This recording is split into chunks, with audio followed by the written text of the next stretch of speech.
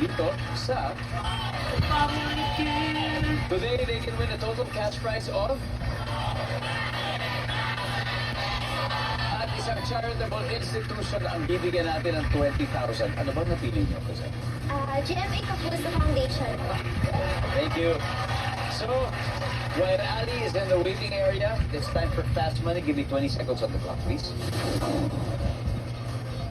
Sino kaya ang bibigyan mo ng one more chance kapag may ginawang kasalanan sa'yo? Go. Hindi pa itong tagal sa Piñas. Magkano ang pinakamurang damit na nabili mo sa ukay-ukay? Si ano?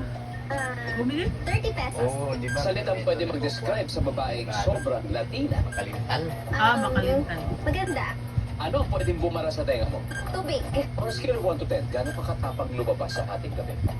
10. Let's go, Giselle. Sino ang bibigyan mo ng one more chance kapag may ginawang kasalanan sa'yo? Sabi mo, I hate mo. Ang sabi ng survey? Oh. Magkano ang pinakamurang damit na bili mo sa ukay-ukay? 30 pesos. Ang sabi ng survey? Meron naman. Salitang pwede mag-describe sa babaeng sobrang Latina? Maganda. Ang sabi ng survey? Nice one. Pwedeng bumara sa tenga mo tubig. Ang sabi ng survey? Scale of 1 to 10, gano'ng kakatapang lumabas sa ating gabi? 10. Ang sabi ng survey? 98. Almost half. Let's welcome back Ali. Hello, Ali. Hi. Kamusta pakiramdam sa likod? Okay lang. Malamig doon. Malamig? Yeah. Huwag kang mag-alala. Dito ay iinit lalo dahil may maganda akong balita para sa'yo. Ang iyong teammate ay nakakuha ng 98. Ibig sabihin 102 to go. Okay?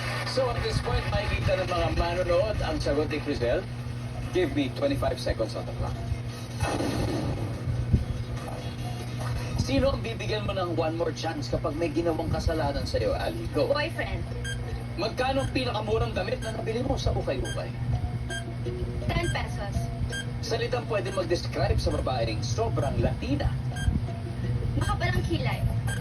Ano ang pwedeng bumara sa tenga mo? Insekto. On a scale of 1 to 10, gaano kakatapang lumabas sa ating gabi? 5. Let's go, Ali. We need 102.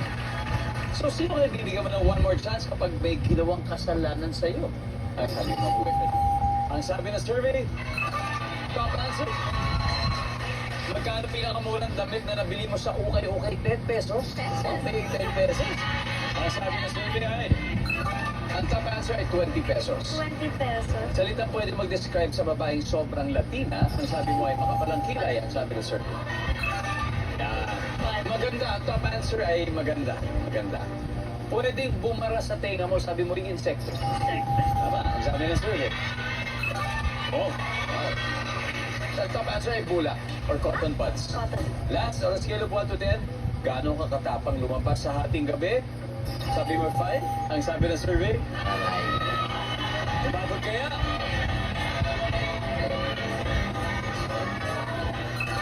Oh, sayang. Hindi umabot. Ang top answer ay 10. Anyway, Ali, congratulations. Kasi nanalo pa rin kayo ng 100,000 pesos. Guys, congratulations, ladies.